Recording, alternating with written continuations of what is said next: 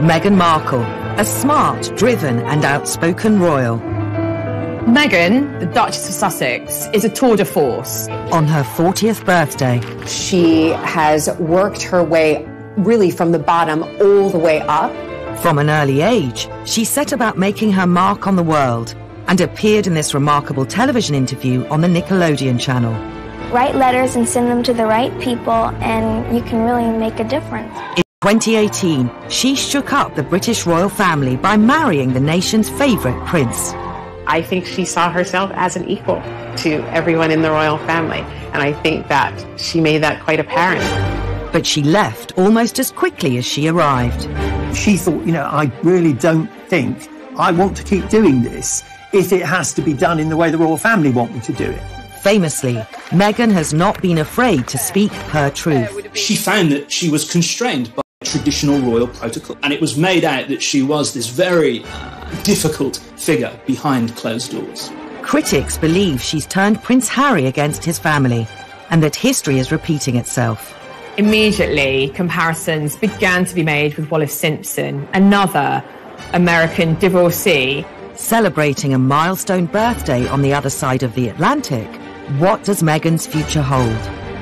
Meghan has always had political aspirations. In fact, friends have said she always wanted to be in the White House. And how will she come to reflect on the choices that she's made? She thought when she entered the royal family, she could shake them up and they would love it. Saturday, 19th of May, 2018. A glorious day in Windsor, when the nation was united in celebration as American mixed-race divorcee Meghan Markle married Prince Harry and became part of the British royal family. Meghan, being a strong, independent career woman, signalled a new era for the British monarchy. I think everybody was expecting Meghan to really change the royal family and very much modernize it. And this was incredibly exciting because people who had always looked at the royal family and thought, they don't represent me, suddenly looked at Meghan and thought, I can see myself in her. She represents me. It did feel like there was a possibility for positive change. I think that so many people were excited to see a woman of color marrying into the royal family. So I think that everyone did think it was a new day in the idea of equality. Britain has, I think, this very uncomfortable history with its empire, and I think she was going to be the face of a multiracial Commonwealth moving forward together, and that's something that they hadn't been able to do before really very well. The royal family wanted to capitalize on Meghan's outspoken, articulate nature. And Good evening. That doesn't feel like a... Meghan was known for championing women's rights. In 2015, she became a UN advocate.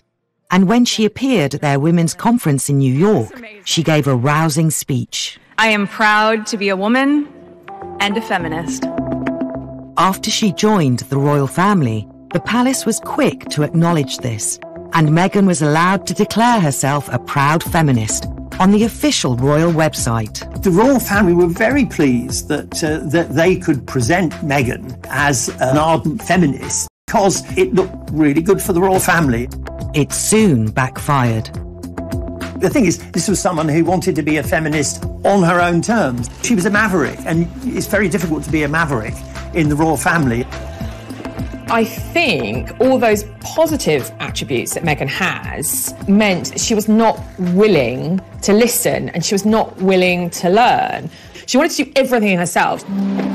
Within just 18 months of the wedding in May 2018, Meghan's independent and outspoken nature, that was once championed by the monarchy, had seriously clashed with its protocol. And by January 2020, she had left both the royal family and the country, taking Prince Harry with her. It always was going to be a difficult transition to become a member of the royal family where you can't speak your opinion. Where once she united people by joining the royal family, Meghan's choice to quit along with Harry seemed to divide the nation. It all becomes very personal. It's all about Meghan the diva. Meghan wanting things her way or no way. Meghan completely misread what it would be like to become a member of the royal family. Her friends had said to her, do you realise what you're getting into? The press will never leave you alone. And I Because she's this very confident, dynamic, forceful woman, she thought, I can cope with it. Meghan's decision to air her grievances to Oprah Winfrey added fuel to the fire. You really are having a baby. One of her motivations for going public on Oprah was to try and force change. The Oprah interview was kind of the apotheosis of all of that, because she effectively was saying, if you're not listening to me when I talk to you privately and nothing changes, I'm going to press the nuclear button and go public. I mean, that's the sad irony of the last 4 years, is I've advocated for so long for women to use their voice, and then I was silent. Were you silent or were you silenced? Any of us imagine Camilla or Kate saying, I'm going to give you my truth. It's just a grandiose way of saying my opinion. What's very interesting to me is the reception of Meghan in the US versus the UK. The Oprah Winfrey interview had public support from people like Beyonce, and Joe Biden, the president, to say he supported it. Americans perceive Meghan Markle as a victim of racism, and Brits perceive Meghan Markle as a climber, as a narcissist, as almost a kidnapper of Prince Harry.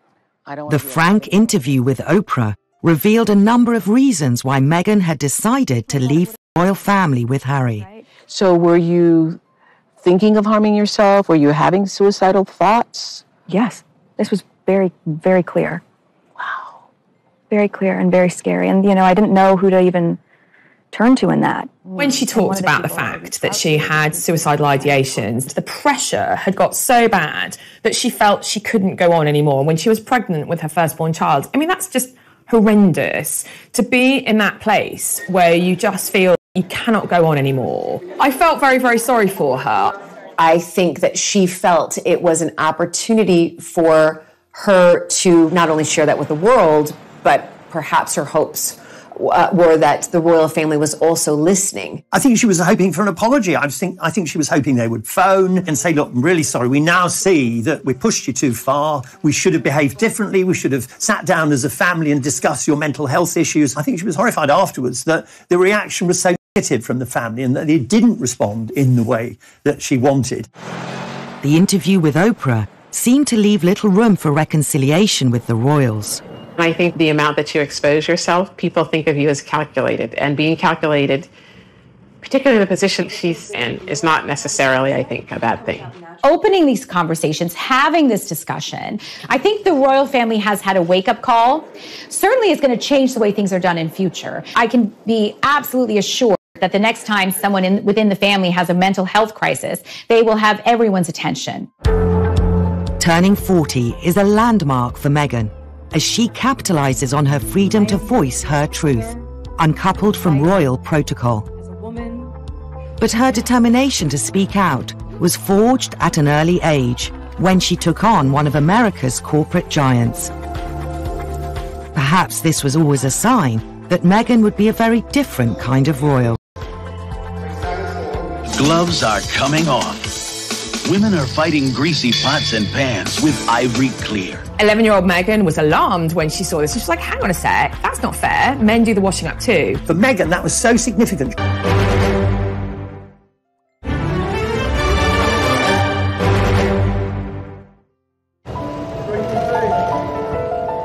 As Meghan Markle reaches her 40th birthday, her relationship with the royals has divided the nation. Perhaps it's no surprise. Her early home videos suggest that her personality as an outspoken, independent woman has been there since childhood. Even a substantial American corporation was no match for the 11-year-old Meghan Markle. Meghan had her first success in challenging sexist behaviour. There was an advert for washing up liquid, and the tagline was, "Women are fighting greasy pots and pans." The gloves are coming off. Women are fighting greasy pots and pans with Ivory Clear. 11-year-old Meghan was alarmed when she saw this. She was like, hang on a sec, that's not fair. Men do the washing up too.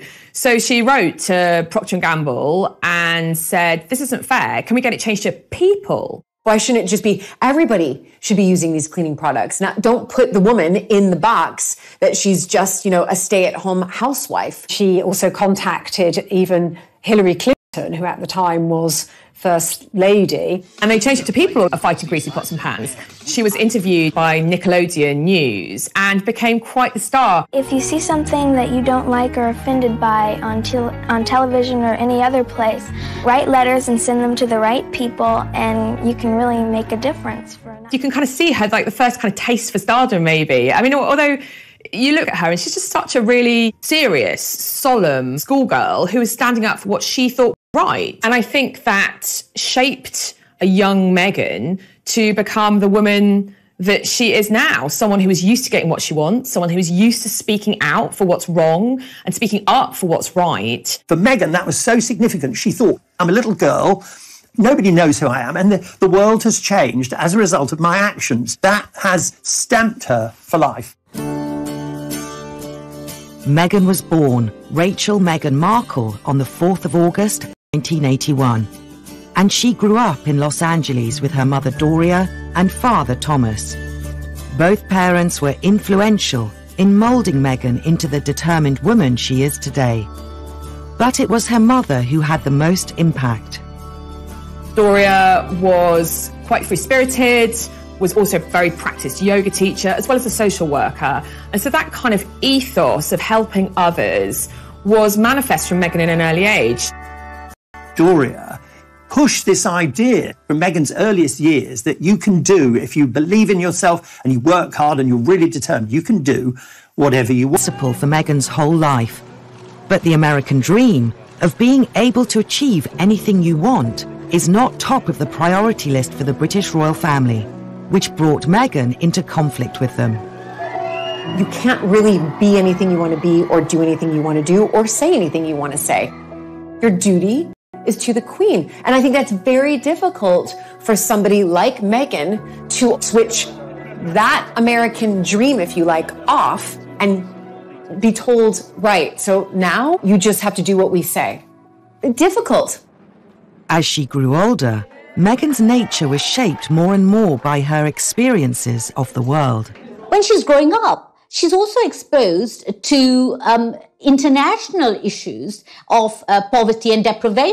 Her mother takes her, for instance, to Jamaica and to Mexico when she's still quite young. And there, Meghan sees for herself the poverty on the streets, the inequality. I think she began very quickly to think, I can do a lot of good. All Meghan's talk about wanting to help the underprivileged stems from these trips around the world where she saw the underprivileged at a very impressionable age.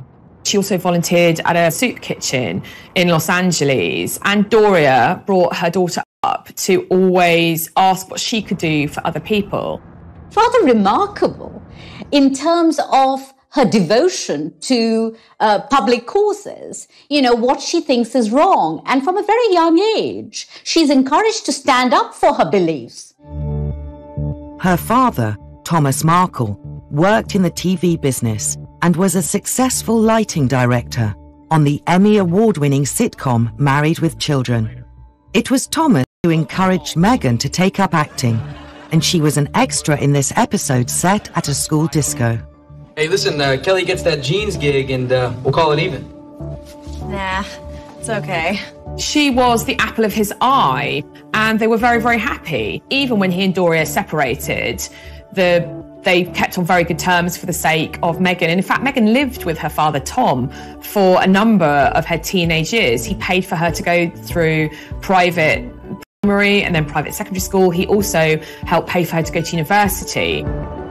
In 2003, Meghan graduated from one of the leading universities in America, Northwestern in Chicago, with a bachelor's degree in theatre and international relations. Then she turned her attention to acting. After a series of small parts, in 2011, she landed a significant role in a glossy new law drama, Suits.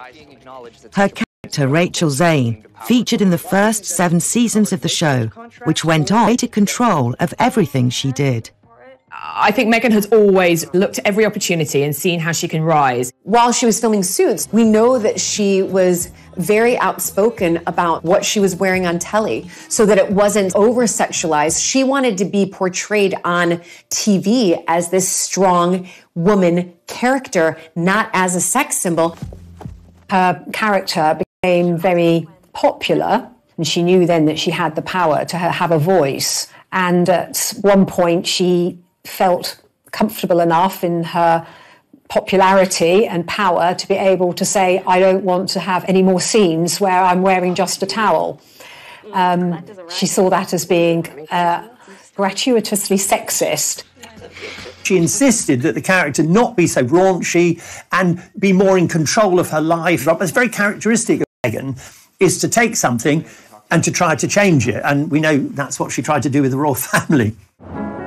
As well as celebrating the role of her dreams, 2011 was also the year Meghan married her first husband, Hollywood producer Trevor Engelson. With Meghan living and working in Toronto, and Trevor based in California, they soon drifted apart. By 2013, they had divorced. 3 years later, through mutual friends, Meghan met Prince Harry, and by November 2017, they were engaged. As the wedding drew closer, the British press asked more and more questions of the soon-to-be married couple, with an intensity Meghan hadn't known before.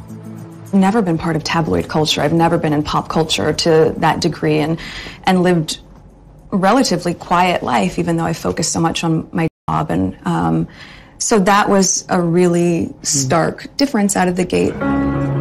The media started hounding Meghan's family members in America, and the bond she once had with her father would soon be broken.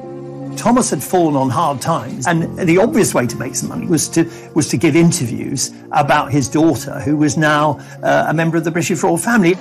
He had been asked not to take part in any press interviews, but then he went against her wishes and did so. But it was Thomas Markle's decision to collaborate with a journalist that caused the biggest controversy. Thomas Markle fakes these photographs of him studying the history of Britain and the royal family, and it was all staged. And can you imagine, you're over here without your family, expecting them to come over for the wedding, and in the meantime, they're making money. Thomas Markle appeared on ITV's breakfast show Good Morning Britain to give a spirited defence of his reason for staging the photos. I didn't do this for money. I did this to change my image. For 1 whole year, I was presented as a hermit living and hiding out in Mexico. I was looking to change my image. And obviously that was a mistake. It went wrong. He probably didn't really understand what he was doing. He probably didn't know that much about royal protocol. And he's an American, totally different mindset. But it wasn't just her father selling stories. Meghan's half-siblings were also accused of selling out. Her half-sister Samantha took a more brash approach when she appeared on Good Morning Britain. Let's face it, we all have to survive. Money makes the world go round. So if you want to call that cashing in, that's fine. And then you see them going on one newscast after another. I mean, imagine, rather than the celebrations of, the lead up to the wedding, it was all about her family members attacking her.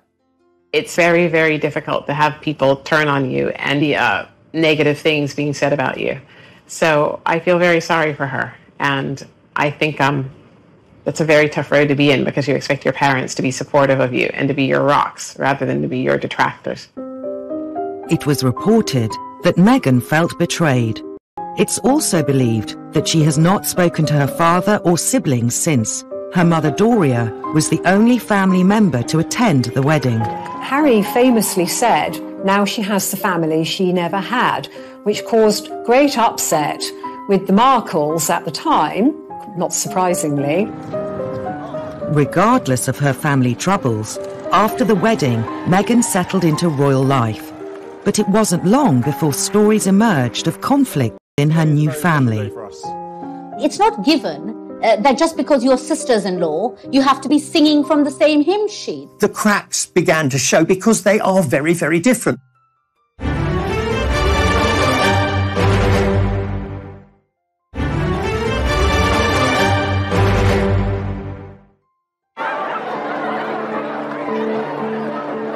Meghan Markle is celebrating her 40th birthday. The 3 years since her wedding have seen a seismic shift in her circumstances. Back in 2018, Meghan and Prince Harry, along with her brother and sister-in-law, the Duke and Duchess of Cambridge, were thought of as the Fab Four, a forward-thinking team who would be the future of the modern monarchy. Leading the charge were Meghan and Kate Middleton, who on the surface appeared to be best of friends. Kensington Palace, of course they'd be besties. And actually, that's also what Meghan felt. She confided in a number of her friends that she hoped that Kate would help her adjust to royal life, but the cracks started to show pretty early on. Behind the scenes, Meghan was feeling a bit rebuffed. I'm not sure whether Kate ever realised. William had said to Harry before they got engaged, no need to rush this. You know, you've got all the time in the world. You don't know her that well. And I think that set the seeds. Meghan and Kate initially, they got on very well. But they are very, very different. Kate wants to do things quietly. She wants to obey the rules. She takes advice. Meghan is a much more strident character who wants to do things her way. So this caused a rift. It's not given that just because you're sisters-in-law, you have to become very close very quickly, or that you have to be singing from the same hymn sheet. In November 2018, a story emerged that claimed Meghan and Kate had fallen out during the build-up to Meghan and Harry's wedding. It concerned Princess Charlotte's bridesmaid dress. The story of Charlotte's bridesmaid dress, Meghan's wedding, is a very interesting one. We know that it was given out initially that Meghan had made Kate cry. Catherine had tried to have some influence on the bridesmaid's dress. Meghan didn't like this. Meghan made Catherine cry. Then, when we got to the point where Meghan was giving her interview to Oprah, we discovered the opposite's true, that in fact it was Kate who upset Meghan. It wasn't long before the press started to pick up on their differences. Meghan became increasingly agitated by the headlines she was getting. It was almost as if the British tabloid press was really pitting Meghan against Kate. There were quite sexist portrayals and sexist descriptions of her as well, especially in contrast with the Duchess of Cambridge, Catherine. This really came to a head at the time Meghan was pregnant with Archie, when Meghan was cradling her baby bump. It was presumed by the media that she was flaunting this bump, whereas with Catherine it had been fine. There were very definitely negative headlines about Meghan. I mean, there's a very famous comparison where Kate talked about liking avocados in her pregnancy, and they did a big, lovely piece about Kate Middleton. And then Meghan had avocados, and all of a sudden she was supporting all kinds of atrocities. The article claimed that the huge rise in popularity of the fruit and the large sums of cash farmers were now making in South America had led to extortion and kidnappings. And in turn, therefore, Meghan was contributing to this.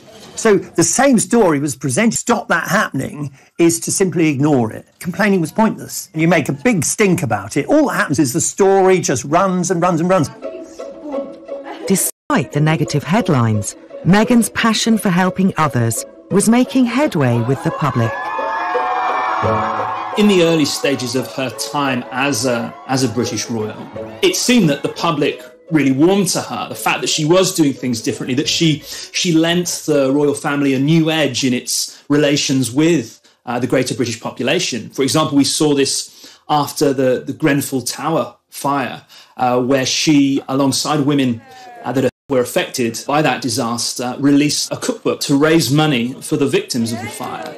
She brought a certain magic to her public appearances. Meghan's campaigning for the underprivileged, especially for girls and women in countries where girls and women are either oppressed or neglected, I think being a member of the royal family, it was a natural fit for her.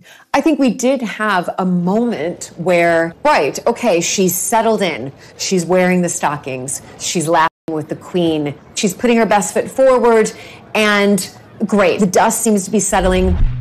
But the criticism in the press resurfaced, with accusations of diva-like behaviour and flouting royal etiquette.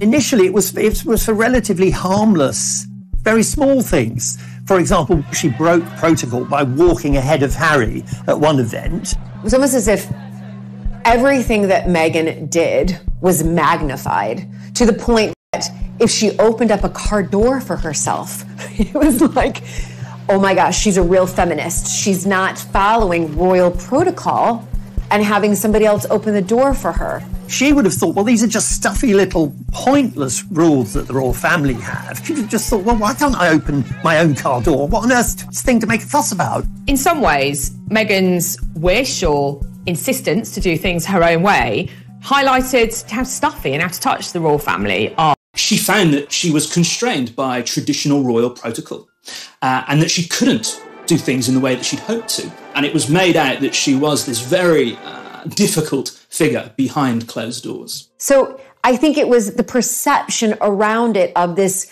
American go-getter, self-sufficient feminist coming over here and doing things the way that she's always been used to.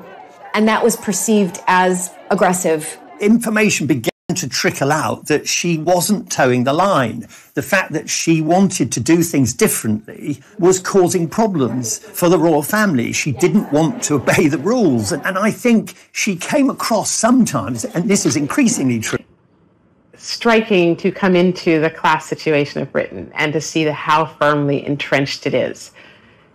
And I imagine that it must have been quite shocking for Meghan because I think as a black woman, you don't think anyone is above your station.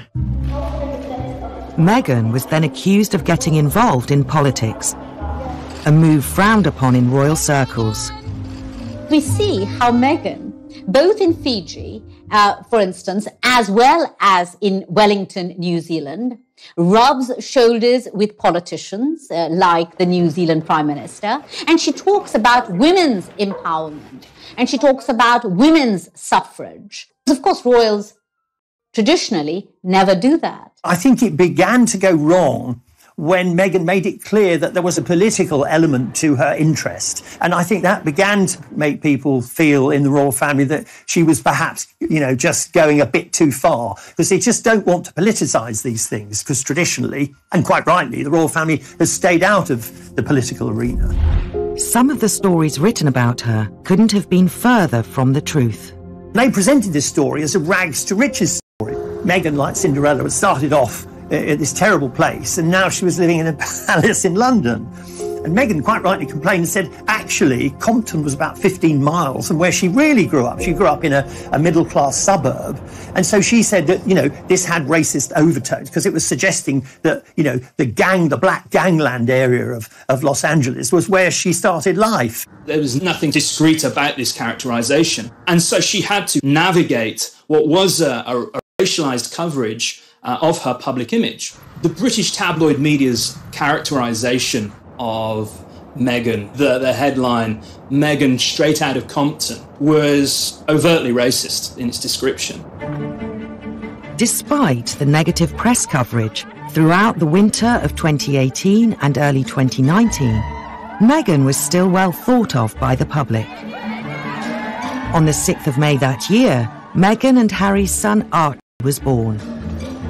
I think Archie's birth was the real turning point in terms of Meghan's popularity. Royal protocol is such that the couple would let the British press know when Meghan went into labor. That is what's always been done because it's newsworthy. And they would have an idea of when the baby was born. They would have a name and hopefully a photo call. Meghan instead went into labor. She went to the private hospital. The press was not notified of anything until the baby was actually safely delivered and they were resting at home. Past precedent has been for royal mothers to pose with their newborn babies was not to give birth there and instead went to the Portland hospital. But the public still hoped to see a photo. She wouldn't pose on the steps with their newborn child. The general public felt a bit like cheated. This was expected, and when it wasn't given, I think that's when a real uproar started as far as, well, wait a minute, we're paying for your lifestyle. All we want is a picture of your baby. What really irritated the British public was the public had just funded an enormous renovation of Frogmore Cottage for the couple. through taxpayer money. It was like £2 million to renovate their home. And they weren't even entitled to know about the birth until it was done. Meghan says she was never asked for a photo when they left the hospital. But 2 days after giving birth, the world did finally get to meet baby Archie. I don't think they made a mistake in not giving the public what they wanted at that time, because, of course, once people got to see the baby, they were happy. And in the end, isn't that really what matters? He has the sweetest temperament. He's really calm and... He gets that from. It was a very intimate, tender scene, but it wasn't what the British public expected. And in some respects, the media really emphasised that Harry and Meghan aren't playing ball, that they're not doing things as expected.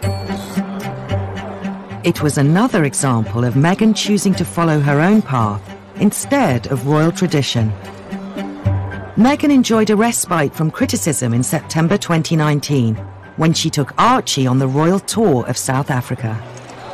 Meghan and Harry have a remarkably successful visit with Archie to South Africa. And of course, you know, they famously meet Archbishop Desmond Tutu on that visit. And on many occasions, Meghan, is allowed to do her own thing, to go and meet women in the townships and talk about violence against women. It did produce far more positive press coverage. We were able to see Meghan, as it were, at her best. Meghan stood on a tree stump and gave really quite a powerful speech. I am here with you as a mother, as a wife, as a woman of color, and as your sister.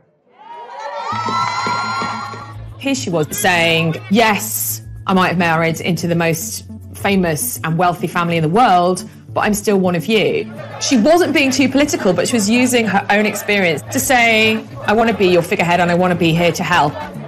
Behind the scenes, Meghan seemed to be unhappy. The signs of strain were first visible during an interview she gave midway through the tour. She was obviously quite... Thank you for asking, because not many people have asked if I'm okay. But it's a very real thing to be going through behind the scenes. The pressure you're under is pretty obvious. Can you continue with it? It's not enough to just survive something, right? Like, that's not the point of life.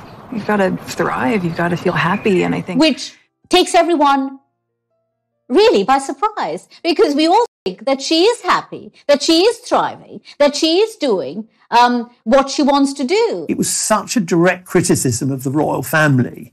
She was effectively saying, look, I have problems and nobody in the royal family cares. That was a real turning point for everyone, to hear them say something like that, not just in whispers, not just as often is done through palace leaks. It was quite brave. It had quite a backlash. Here, Harry and Meghan were in one of the most impoverished continents on the earth, and they had visited some of the townships where some of the most dispossessed and poverty-stricken people lived. And Meghan was complaining that people hadn't asked her if she was okay. When people are feeling very unhappy, it does rather take over your every waking thought. So it might be that, she just felt she had to get it out. There were some who say that Meghan actually ruined the tour. They certainly ruined the goodwill from the tour by making it about themselves. This latest batch of negativity was the last straw, and Meghan was about to make a decision that would shock the nation. She thought, I really don't think I want to keep doing this if it has to be done in the way the royal family want me to do it. She realized, I have to leave here. And they go to Canada. And that was the beginning of the end.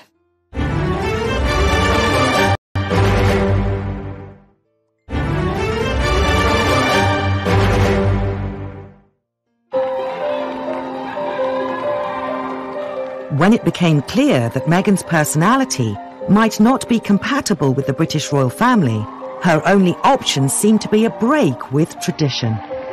This wasn't the first time an American divorcee rocked the British monarchy by seeming to steal away a beloved royal. The appearance of Wallis Simpson on the arm of King Edward VIII in the 1930s led to his abdication, as he chose love over duty. Royal watchers believe that Meghan's relationship with Harry could be a case of history repeating itself. When an American divorcee arrived on the royal scene in the 21st century, Immediately, comparisons began to be made with Wallis Simpson, another American, twice divorced by the time she married Edward VIII. And Wallis... Mrs. Simpson became notorious as the femme fatale who swooped in and deprived the nation of a popular king. Is it fair to compare her with Meghan, or are the only parallels their nationality and marital status? Both women were very strong-minded, and both women had the unadulterated adoration of their husbands. They had this distinctive modern style, which sort of sets them apart from other members of the royal family. And, most of all, it's clear that in the case of Harry and in the case of Edward VIII, these British royals have fallen desperately in love with these American women. There's a real sort of storm of interest around the two relationships, partly because of this sort of dynamic quality to them. Mrs. Simpson was a strong, dominant woman who gave Edward VIII everything his mother hadn't given him. He was vulnerable just as Harry's vulnerable. If a man who's not very decisive meets a very decisive woman, or the other way round, they often get on very well because one makes the decisions and the other one goes along with it. So Meghan and Harry, they work because Harry is quite a vulnerable person. He's only lived in this gilded cage. He's not very worldly. Meghan makes things happen. Meghan makes the decisions. Even Harry said, famously, what Meghan wants, Meghan gets. That's, as it were, coming from the horse's mouth. As Wallis Simpson had learned to her cost decades earlier, the British don't always warm to an outsider who causes disruption in the royal household. Edward was British property, if you like, and Harry was also seen as British property. Anybody foreign coming along and stealing them away is bound to be viewed with suspicion. However easy it is to compare Wallis and Meghan, their personalities and ambitions seem vastly different. Certainly British history has always depicted Wallis Simpson as the villainess, the American who spirited away the king, who gave up his kingship for love. What a mistake he made. Was he ever happy? You know, outcast from his friends, from his family. I mean, he came back to the UK a couple of times, but I don't think Wallis ever was allowed to darken the shores of England ever again. And so inevitably there's a rather simplistic and cliched wish to shoehorn Meghan into that same role. Wallis Simpson seemed not to have drive to be anything other than rich and famous. And I feel that Meghan wanted to work. She's wanted to work, she wanted to have a career, and she has adapted her career to suit her skills, her talents, and also the position that she's in, which I think is evidence of her respect for her husband's family. She's some of the things that she's done and some of the things she's believed in a way that would be respectful of her husband's family, which I think is extremely admirable. While Wallis and Edward were effectively sent into exile by the royal family, in 2020, Meghan and Harry took control of their own lives and relocated to Vancouver. The move shocked not only the media but also the royal family. Initially, the Sussexes shared the same ambition as Edward, to pursue royal duties while living away from Britain. Originally, Edward had wanted to have a more dynamic role as a representative of the royal family abroad, living in the USA or living in Europe, but his brother, George VI, the new king, and the king's courtiers denied him that more dynamic role. Occasionally he'd pop back up, he'd write a series of newspaper articles talking about his earlier life, talking about the abdication crisis. That made him a bit of money, and then he sort of disappeared again. In the case of Harry and Meghan, they now exist on the periphery of the wider royal family, and yet they've embraced new dynamic roles. They want to do things for themselves. They want to make their own money. They want to embrace new philanthropic opportunities and promote new causes. At first, moving to Canada seemed perfect. It was familiar to Meghan from her years filming Suits, and as part of the Commonwealth, it was an ideal place to represent the royal family. One of the reasons that Meghan and Harry first went to Canada is because it's a Commonwealth country. And remember, when they were in Canada, this is when the negotiations were starting. Right, we're in a Commonwealth country. We want to make this work. We want our privacy. but at the same time, we want to become financially independent, but we can still serve the Queen and do our duty to the Queen by staying in a Commonwealth country. And I think that they thought they must have had a good shot at it. It was given out that, they wanted to protect Archie from presumably press, from all the tensions in the family and from press intrusion. But I think to royal watchers, it looked very much like a temporary arrangement and something that hadn't been thought out. I think they had reached a point where they had decided that being a royal wasn't going to really work. They wanted to get away from the press intrusion. Now he had a child, he was determined that he was going to protect his son and also his wife. And obviously it was a joint decision for them to go. They went to Canada to decide what they were going to do next. The press dubbed the move as Megxit and seemed keen to lay the blame for the couple's departure at Meghan's door. Meghan was portrayed. It was all her decision. She was forcing Harry to do that. That was massively simplistic. It was a decision taken by both of them. She was offering him a better way of doing things, a different way of doing things.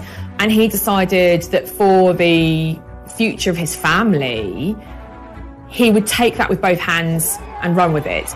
So I think it's massively sexist, actually, to blame this all on Meghan. The seeds were already there. Harry wanted out. Meghan just gave him the reason and the mechanism for doing it. Megxit. It makes it sound like she is the reason that they exited. Look at the name, Megxit. But we know from, speeches that Harry has given, he has said, and very adamantly, I made the decision for my wife and son to leave. I made the decision for them. While the move to Canada was a happy medium between private life and public duty for the Sussexes, the consequences proved to be far from straightforward. When Meghan and Harry went to Canada, there seemed to be a sort of an unholy scrap over what they could call themselves, what they could do. They wanted to be Sussex royal, because, again, this is an American culture thing coming in via Meghan. She, having crossed the Atlantic, kind of began to think, look, we've got to be a brand, that terrible word that the royal family would always think, oh my God, they're talking about brands, it's awful. So they wanted to be Sussex royal. Then they were told they couldn't be Sussex royal, they couldn't use that, and they couldn't be HRHs. It was the royal family again saying to them, because clearly Meghan and Harry hadn't checked, you can't just carry on with the titles that you had when you were working members of the royal family. Any form of commercial venture risked bringing the monarchy into disrepute if it didn't fit with, if you like, the monarchy's remit of public operations back in Britain. So I think Harry and Meghan wanted to exercise more freedom. Their way of doing that was moving away from Britain, moving away from the royal family, essentially resigning from the firm. I think when they went to Canada and they discovered the Canadians didn't want to pay for their security and the Duchy of Lancaster didn't want to pay while they were there, I think they were both upset and astonished. And when Meghan and Harry gave the impression that they were hard done by, again, this produced a lot of negative press coverage because they have a great deal of money. Apart from not being given the security, they had to repay several million for the refurbishment of Frogmore Cottage, where obviously that had been paid by the taxpayer, so suddenly they had to pay that. And I don't think Meghan made with Harry to retain their royal status while enjoying personal freedom. They hadn't reckoned on the Queen's strict devotion to the rules. Being half in and half out of the royal family would never be an option.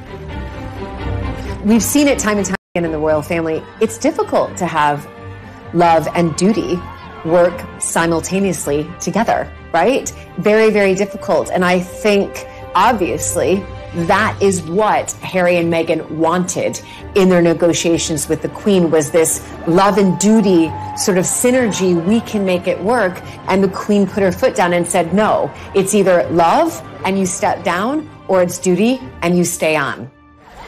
Having failed to find an ongoing royal role, the next logical step for Meghan was to return to her Californian roots and take control of her destiny.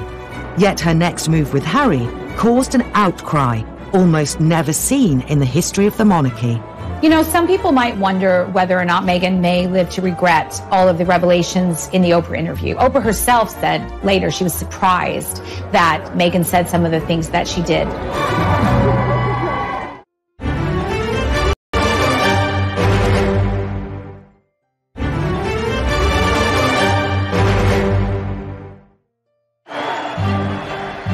After a few short, turbulent months in Canada, it was time for the Sussexes to regroup and start again.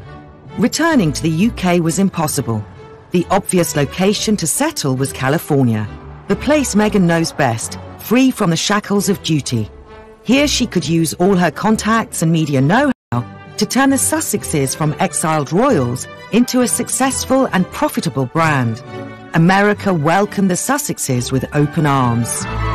There's this very determined, forceful woman who wants to make as big a splash and probably make as much money as possible as soon as she can. And so it's easier to do that in California with her connections than it would have been to do it in Canada. Also, I think the press reaction in America to this was that Meghan's come home, she's been badly treated by the British royal family. I think she's got a lot, it's a much more positive coverage, not universally so. I think some sections of American society thought she couldn't hack it, and that's why she's gone back. So I think it's a slightly mixed picture. Many people who, in particular in America, who are royalists, they would have always wanted, especially one of Princess Diana's sons, to actually live there. So this isn't just any royal. This is Princess Diana's son. She was on the cover of People magazine 57 times, right? The most out of any other person in the world. So his American wife, his half American, half British son, in one sense was just like too good to be true. No time was wasted in striking new deals and branching out into previously forbidden territory. But they now faced competition from the myriad of Hollywood A-listers with causes to promote. So Meghan and Harry have been busy since they moved to California. They've struck a number of deals. We know Netflix, they had a podcast, a deal with Spotify. Meghan's had a children's book released. Harry's taken on a job in mental health, sort of coaching at a big startup in the Silicon Valley. They have done a lot of things. However, none of them will ever have the attention of the world the way, say, their tour of South Africa did, the way, say, their wedding did. They will not be meeting with of state. They will not be having a global platform from which to have a voice. Yes, they have a charitable foundation, but so do a lot of celebrities. And they're now celebrities. There is no way that they won't have keenly felt the difference between being a celebrity and being a royal. They're not in the same league. The glare of publicity was still firmly trained on the former royals, at a level far greater than Meghan would have experienced during her acting career. Because of the royal brand, they can get all these multi-million-dollar deals. But the problem with that is that they have to keep reminding everyone that they're royal. And to do so, that means giving more and more away. They have to talk about more private moments. Harry and Meghan have consistently argued that they don't have sufficient privacy, that their lives are difficult and burdensome because of the glare of the media's limelight. Then they go to the US. This narrative continues until they suddenly open up about everything by agreeing to an interview with Oprah Winfrey. And suddenly this idea of privacy completely goes out of the window. They are instead opening up very publicly, in the most public of fora, knowing that millions of people around the world are going to tune in to see and get a glimpse of the inside story behind Harry and Meghan's separation from the House of Windsor. Any hope of living a quiet life ended in March 2021. In the now infamous Oprah Winfrey interview, Meghan made shocking claims of being silenced by the royal institution. There was something Oprah said which I found absolutely astonishing in the interview. She asked Meghan, were you silent or were you silenced? Were you told to keep silent? How were you told to handle tabloids or gossip? Were you told to say nothing? Everyone in my world was given very clear directive from the moment the world knew Harry and I were dating. But what I want to say about that is anyone who knows anything about the royal history, all the royals are silenced. None of them can say what they think. They can't go meet some head of state and then later say, I didn't like him. They're all silenced. That's why they're here. That's why they're in power. That's why they never got beheaded. They're all silenced, all of them. So for Meghan to be silenced is no different than how Prince William is silenced. Why is it okay for them not to be able to express an opinion, but not for her? It's difficult to really pinpoint why they did it. But I think one of the main reasons that most people can agree on is that they're angry. They're angry at the royal family and how Meghan was treated. And that's all coming out even after the Oprah interview. You know, some people might wonder whether or not Meghan may live to regret all the revelations in the Oprah interview. Oprah herself said later she was surprised that Meghan said some of the things that she did.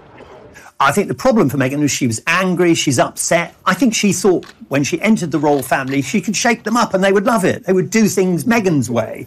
And when that didn't happen, you know, and she came up against what she sees as the forces of reaction, it made her so upset that that interview was her way. And I think it was the only way she could see to get her revenge and put the case as she saw it. I think later on she'll think, you know, I shouldn't have burnt my bridges to that extent. I mean, don't forget, the only member of family that she really sees is her mother, Doria. She doesn't see any of her father's family. And Archie and Lilibet, grow up without seeing any of their cousins. I think perhaps she may regret being quite so public with that Oprah interview because that is there for posterity. That is there forever. Despite the damage caused to their family ties, there are glimmers of hope for a reconciliation. If in 10 years' time, we have a change of regime, we've got King Charles, the relationship between Meghan and Charles was once so good. I mean, Charles adored her. They had a lot in common, art, music. She used to go around to Clarence's house to have effectively history lessons with Charles on the history of the royal family. Both Meghan and Charles really enjoyed that. Charles is a real passionate historian. Meghan thirsts for knowledge. They had a really good relationship. Now that relationship's pretty much in tatters. Meghan seems intent on making the best use of her unique situation to raise her young family and ensure that her business ventures are successful. Had they remained members of the royal family, that would have been fine. They would have carried on doing all their good works. But now they've got that extra, their reputation has an extra spin. They want to be, and I think the aura around that will carry them a long way in all their financial dealings, their commercial deals. That will work. There's sort of the renegade royals, that actually counts for a lot. Hitting 40, Meghan seems to have achieved many of her goals. A platform on the world stage, marriage and 2 children, and a comfortable home. But will that be enough? She doesn't want to go and be Mrs. Mountbatten Windsor, raising her chickens and growing her own organic veg. She wants to be a superstar. She wants to be this change maker. She wants to be this disruptor.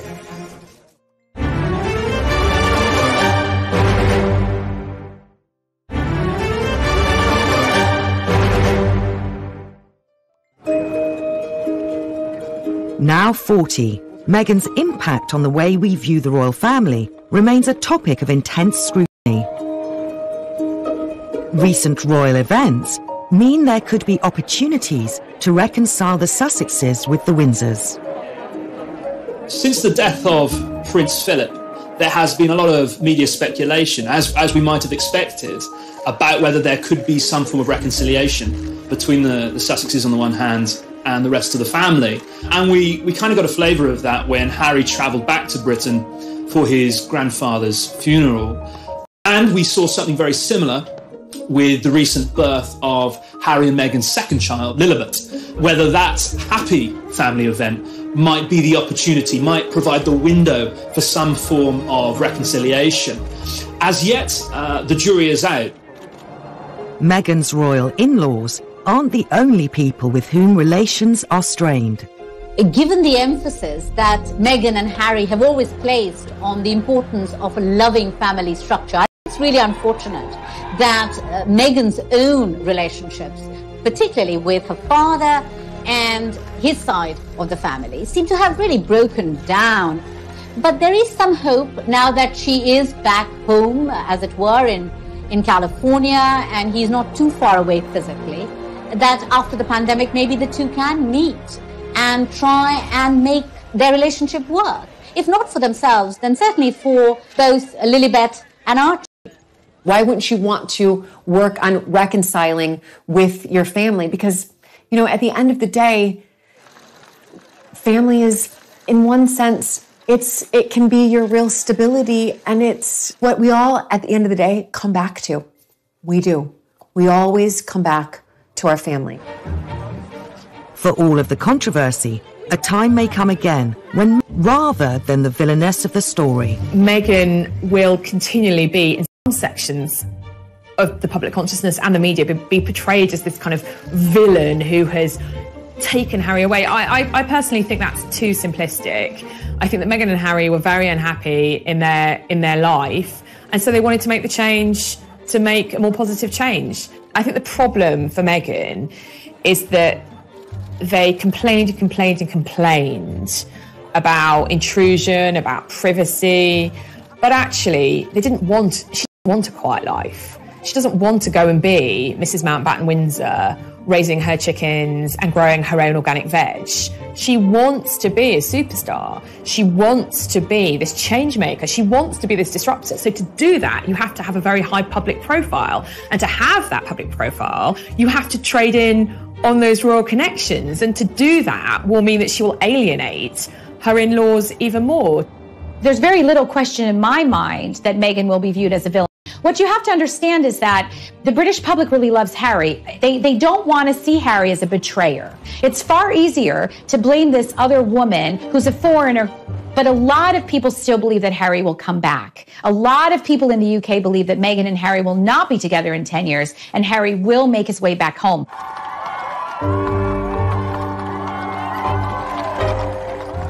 It seems clear that Meghan has shown Harry a way to achieve an independence he could never have as part of the royal family, even if he risks the same fate as Edward VIII. Meghan has given Harry the sort of freedom he probably never imagined that he would be able to enjoy. But I think when the novelty wears off and he realises that, as his great-great-uncle Edward VIII realised, that he will be a lost soul. He does have a sort of nominal role in America, a nominal job, but it's very difficult to lead an ordinary life when you're Prince Harry. As Meghan turns 40, despite all the criticism, her impact as a modern independent woman during her short time in the royal family is certain to have a lasting legacy. She's a strong woman who has made her own career. She's self-made, and she always had a philanthropic bent and an activist bent, and I think that's always admirable. She's a deeply impressive woman. When I met her, I really liked her. She is funny, smart, witty, incredibly glamorous, self-effacing, kind. She's all of those things. And she is, in some ways, a great role model for young women, and as a career way that anyone ever thought. One of the most positive outcomes of this whole Meghan, Harry divorce, as it were, from the royal family could be that the institution of the monarchy now takes a really close, hard look at many of the issues that have been highlighted recently about, the role of women, about being given freedom, about equality, and so on, and also about, of course, race. And perhaps if change needs to be made now might be the opportunity to begin to do that. Meghan seems destined to continue her path as a force for change. The true extent of her powers remains to be seen, but there seems to be no doubt that the sky is the limit. I think at age 40 that Meghan has what appears from the outside to be an extremely nice life. She has 2 lovely, healthy children. She has a husband who seems to love her and who she seems to love. And she has an organization that she is building that is going to be able to accomplish some of the things that she seems to have been trying to accomplish for all of her life. I think what we're going to see from Meghan for her next act is going to definitely be something political. There have already been rumors because she met with California Governor Gavin Newsom not that long ago that Meghan is considering a run for something in the very near future. Meghan has always had political aspirations. In fact, friends have said she always wanted to be in the White House. She's in her happy environment, an environment she knows really well. I think her determination that goes all the way back to her extraordinary childhood, where she was able to persuade a huge company to change its policy, that's carried her through to age 40, and it will carry her through for many more years, because I think she sincerely believes that she can make a difference to people who are not in the sort of privileged position she finds herself in.